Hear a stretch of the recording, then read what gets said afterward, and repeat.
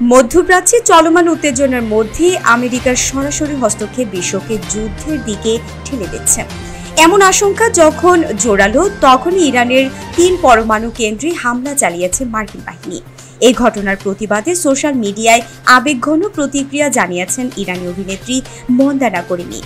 বর্তমানে ইউরোপে থাকা এই তারকা লিখেছেন, আমি ঠিক নেই, কিভাবে ঠিক থাকবো যখন দেখছি শিশুদের মৃত্যু হচ্ছে, আমার দেশ পড়ছে অথচ সবাই নীরব। তিনি জানান, তার পরিবারের অনেকেই এখনো ইরানে অবস্থান করছেন, যা তাকে চরম দুশ্চিন্তায় রেখেছে। তিনি আরো লেখেন, ইরান শুধু একটি দেশ নয়, ইরান আমার শিকড়, আমার অস্তিত্ব। আক্রমণকারীদের বাহাদুরি দেখে সহ্য করতে পারছি না।